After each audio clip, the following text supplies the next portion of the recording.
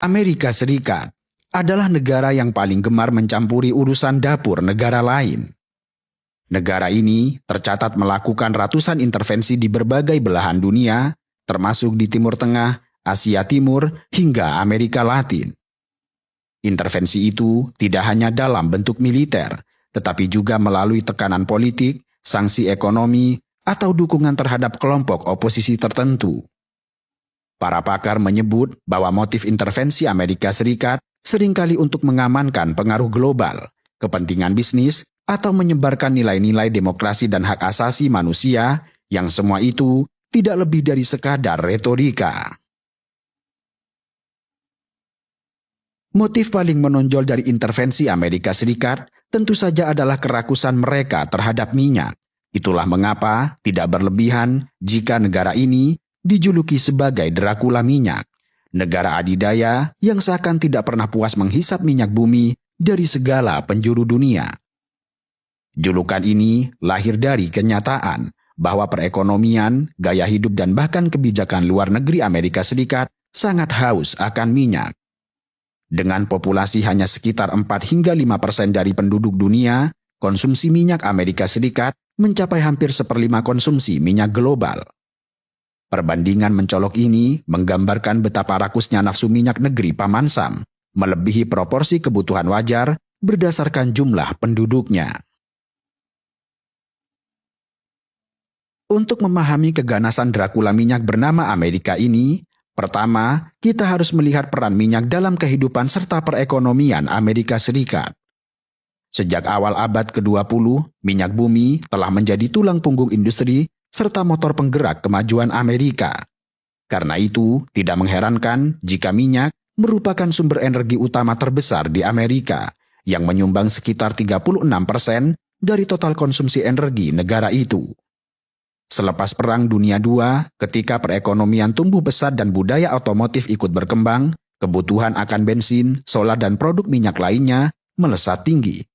Infrastruktur negara dibangun mengandalkan mobilitas pribadi serta angkutan bermesin pembakaran dalam. Ditambah lagi, kota-kota yang meluas dengan asumsi setiap orang memiliki mobil menciptakan ketergantungan akut terhadap bahan bakar minyak. Lebih jauh, industri Amerika Serikat juga sangat bergantung pada minyak. Minyak mentah diolah menjadi berbagai produk petrokimia, seperti plastik untuk manufaktur, pupuk untuk pertanian, aspal untuk jalan raya, hingga bahan bakar jet untuk penerbangan. Dalam sektor industri, minyak berfungsi sebagai bahan baku dan sumber energi.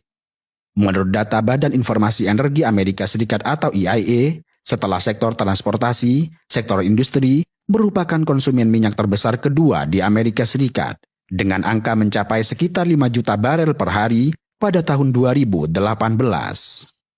Produk minyak seperti hidrokarbon gas likuid digunakan sebagai bahan baku kimia dan plastik, sementara aspal dan minyak residu digunakan untuk konstruksi jalan. Hal ini menegaskan bahwa nyaris seluruh sendi kehidupan ekonomi Amerika Serikat terserap dalam minyak, dari jalan raya yang dilapisi aspal hingga kemasan plastik yang digunakan sehari-hari, semuanya mengalirkan minyak ke dalam nadi bangsa. Seberapa haus Amerika terhadap minyak? Maka jawabannya terletak pada angka-angka yang memberikan gambaran menakjubkan. Pada tahun 2023, Amerika Serikat mengonsumsi rata-rata 20,25 juta barel minyak per hari, dan total sekitar 7,39 miliar barel dalam 1 tahun. Jumlah ini setara dengan kira-kira 20% konsumsi minyak dunia, yang kemudian menjadikan Amerika Serikat sebagai konsumen minyak terbesar di dunia. Bandingkan dengan Cina di peringkat kedua yang mengonsumsi sekitar 15 juta barel per hari, dan India yang mengonsumsi sekitar 5 juta barel per hari. Itu artinya kebutuhan minyak Amerika Serikat lebih dari gabungan konsumsi beberapa negara besar yang jumlah penduduknya mencapai 1 miliar. Bahkan, sebagaimana diungkapkan para pengamat, Amerika Serikat dengan 5% populasi dunia pernah mengonsumsi hingga 1/4 pasokan minyak global. Meskipun proporsi ini sedikit menurun seiring meningkatnya konsumsi negara lain, tetapi Amerika tetaplah peminum minyak terbesar di muka bumi. Dengan tingkat konsumsi yang sangat besar terhadap minyak, Maka jelas Amerika Serikat sangat khawatir dan waspada terhadap krisis minyak. Amerika Serikat telah merasakan pahitnya jika pasokan minyak tersendat. Krisis minyak pada tahun 1973 dan 1979 misalnya membuat ekonomi negara itu berguncang hebat. Antrian panjang di pom bensin, harga bahan bakar melonjak, dan inflasi tinggi. Pada gilirannya, trauma itu menanamkan sebuah doktrin bahwa keamanan energi adalah keamanan nasional. Sejak saat itu, setiap ancaman terhadap akses minyak dipandang sebagai ancaman eksistensial bagi Amerika. Presiden Jimmy Carter pada tahun 1980 bahkan secara tegas menyatakan doktrin Carter bahwa setiap upaya kekuatan luar menguasai wilayah Teluk Persia, sebuah kawasan yang kaya minyak, akan dianggap serangan atas kepentingan vital Amerika dan akan ditolak dengan segala cara yang diperlukan, termasuk melalui kekuatan militer. Pernyataan ini menegaskan bahwa hausnya Amerika Serikat akan minyak telah terencana dan mengkarakter dalam kebijakan pertahanan serta luar negerinya. Hausnya Amerika Serikat akan minyak bukan hanya soal angka konsumsi di dalam negeri, tetapi juga penentu langkah di panggung dunia. Sejak pertengahan abad ke-20, minyak telah menjadi motif terselubung di balik banyak kebijakan luar negeri serta aksi militer mereka. Dengan kata lain, Dracula minyak ini siap keluar sarang untuk memburu darah hitam kemanapun, jika persediaannya terancam atau jika peluang menguasai sumber baru. Tentu, tidak ada peristiwa yang lebih menonjolkan reputasi Amerika Serikat sebagai perompak minyak selain Perang Irak pada tahun 2003. Invasi yang dipimpin Amerika dengan dalih menggulingkan Saddam Hussein karena senjata pemusnah massal ternyata menyisakan teka-teki, bahwa nyatanya senjata itu tidak pernah ditemukan. Namun tragisnya, ladang-ladang minyak Irak justru diamankan atau dirompak. Bagi banyak pengamat, jawabannya sangatlah jelas bahwa minyak adalah motif tersembunyi di balik perang ini. Irak yang bagai lumbung harta karun memiliki cadangan minyak mentah yang sangat besar. Data EIA menyebutkan cadangan minyak Irak adalah sekitar 145 miliar barel per tahun 2023.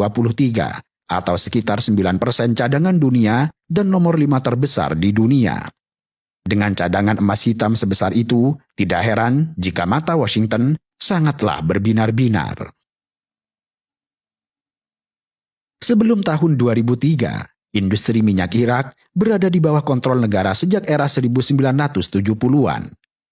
Kala itu, perusahaan Amerika maupun Barat umumnya tidak diizinkan mengelola minyak di negara tersebut, terutama setelah Irak dikenai sanksi pada tahun 1990-an.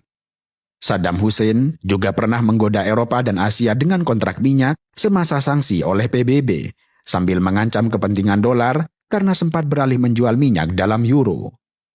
Semua ini tentu tidak sesuai selera Washington. Maka dari itu, invasi Maret tahun 2003 mengubah situasi dalam sekejap. Bukti konkret peran minyak pasca perang dapat dilihat dari beberapa langkah. Pertama, pemerintahan pendudukan segera berupaya mereformasi sektor minyak Irak, termasuk merancang undang-undang perminyakan baru yang membuka partisipasi swasta asing. Kedua, perusahaan-perusahaan minyak besar kembali berjejak di bumi Irak untuk pertama kalinya dalam beberapa dekade. ExxonMobil, raksasa minyak Amerika, pada tahun 2009 menjadi perusahaan minyak Amerika Serikat pertama yang menyepakati kontrak produksi di Irak sejak 35 tahun terakhir. Exxon memimpin konsorsium atau 80% saham yang mendapat hak mengelola ladang West Qurna 1, salah satu ladang minyak terbesar di negara Irak, dengan cadangan terverifikasi 15 miliar barel. Kesepakatan senilai 50 miliar dolar ini menancapkan Exxon sebagai pemain kunci dalam minyak pasca perang, sesuatu yang mustahil terjadi pada era Saddam Hussein. Tidak hanya Exxon, sebelumnya BP, perusahaan dari Inggris, dan CNPC, perusahaan dari Cina, juga masuk untuk menggarap ladang Rumaila yang raksasa. Kehadiran perusahaan asing tersebut menunjukkan bahwa pintu perminyakan Irak telah dibuka lebar, yang hal itu dijentik oleh invasi. Pengamanan ladang minyak juga menjadi prioritas militer sejak awal perang. Di hari-hari pertama invasi tahun 2003, pasukan koalisi bergerak cepat ke selatan untuk menguasai ladang-ladang minyak di Rumaila agar tidak dibakar habis oleh pasukan Saddam. Meski beberapa sumur sempat dibakar mundur, namun sebagian besar infrastruktur berhasil dikuasai. Pihak Amerika Serikat bahkan menyatakan bahwa ini untuk menjaga kekayaan minyak bagi masa depan rakyat Irak. Sebuah retorika yang munafik, sebab faktanya yang menuai laba awal justru perusahaan minyak asing. Pada akhirnya, Perang Irak tahun 2003 dikenang sebagai contoh nyata penjajahan modern berlatar minyak. Amerika Serikat menjadikan perang sebagai penjara kekayaan minyak suatu bangsa yang berdaulat, menggunakan kekuatan militer sebagai kunci pembuka berangkas. Bagi rakyat Irak, hadiah demokrasi yang dijanjikan terasa pahit, sebab semua itu harus mereka bayar dengan darah serta kehilangan kemandirian ekonomi. Narasi resmi Washington mungkin tidak akan pernah mengakui kami datang untuk minyak, tetapi fakta di lapangan dan pengakuan tersirat dari tokoh-tokohnya berbicara sebaliknya. Dari Timur Tengah, kini sang Dracula minyak mengalihkan pandangannya ke belahan bumi barat, tepatnya ke negara Venezuela. Negara Amerika Latin ini ibarat pabrik darah bagi Dracula, karena Venezuela memiliki cadangan minyak terbesar di dunia, bahkan melebihi Saudi Arabia. Cadangan terbukti Venezuela diperkirakan 303 miliar barel, yang berarti sekitar 17 hingga 20% cadangan minyak dunia. Angka yang sangat besar ini membuat Venezuela semacam mangsa gemuk yang menggiurkan bagi siapapun yang haus akan minyak, dan tidak terkecuali bagi Amerika Serikat. Apalagi mengingat letaknya yang berada di halaman belakang Amerika Serikat secara geopolitik. Dulunya, hubungan Amerika-Venezuela soal minyak adalah simbiosis mutualisme. Sejak awal abad ke-20, perusahaan-perusahaan Amerika mengeksploitasi ladang minyak Venezuela, dan Venezuela menjadi pemasok besar minyak untuk pasar Amerika. Namun, ketika Hugo Chavez berkuasa pada tahun 1999 dengan agenda kiri populis, keadaan itu berubah drastis. Chavez menasionalisasi aset minyak pada tahun 2007 dan mengusir pengaruh korporasi asing. Ia juga mengarahkan hasil minyak untuk program sosial dalam negeri dan menjalin aliansi politik yang menantang Amerika. Tentu saja, hal ini membuat Amerika sangat geram, sehingga sejak awal tahun 2000-an terdapat ketegangan terus-menerus. Lalu puncaknya terjadi saat Amerika Serikat melancarkan operasi militer langsung ke Venezuela. Dalam sebuah operasi kilat pada awal Januari tahun 2026, pasukan khusus Amerika menyerbu Caracas dan beberapa instalasi militer, memadamkan listrik sebagian kota, dan berhasil menangkap Nicolas Maduro. Presiden Maduro dan istrinya dibawa paksa keluar Venezuela dengan pesawat Amerika, sementara Washington mengumumkan bahwa Maduro kini ditahan di New York untuk diadili atas dakwaan narkoterorisme. Donald Trump dengan bangga berkuar dalam sebuah konferensi bahwa ini merupakan salah satu operasi militer paling menakjubkan dan efektif dalam sejarah Amerika Serikat. Trump menambahkan bahwa Amerika Serikat akan mengambil alih kendali Venezuela sementara waktu demi transisi pemerintahan baru. Trump juga terang-terangan menyatakan akan melibatkan perusahaan-perusahaan minyak besar Amerika Serikat untuk membenahi industri minyak Venezuela pasca penangkapan sang Maduro. Ucapan Trump secara terang benderang menandakan bahwa pintu Venezuela kini terbuka untuk bisnis minyak Amerika Serikat, persis seperti yang pernah mereka lakukan terhadap negara Irak. Dan kini, dengan rezim Maduro tumbang oleh intervensi Amerika Serikat, nasib kekayaan minyak Venezuela berada di ujung tanduk.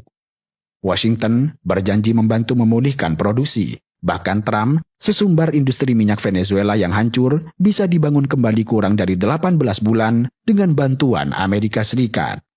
Analis mencatat, jika sanksi dicabut dan stabilitas tercapai, perusahaan-perusahaan minyak barat berpeluang masuk menanam modal dan meraup untung dari ladang minyak terbesar di dunia itu. Dan yang menarik, rakyat Venezuela terbelah menghadapi perkembangan ini. Sebagian orang yang memang antipati pada Maduro menyambut baik kemungkinan perubahan. Kendati demikian, tidak sedikit pula yang marah melihat kedaulatan negerinya diinjak oleh asing. Mereka menyamakan nasib Venezuela dengan Irak atau Libya, negara kaya minyak yang dihancurkan demi kepentingan geopolitik serta ekonomis Barat. Maka, dalam konteks anti-imperialisme, episode Venezuela ini menunjukkan wajah kapitalis imperialis yang tidak segan melakukan apapun demi minyak. Bahkan, sebelum intervensi fisik, Maduro sudah lama menegaskan motif minyak ini di balik agresi Amerika. Dan kini, kata-kata Maduro telah terbukti, meskipun ironisnya, ia menyampaikan itu menjelang kejatuhannya.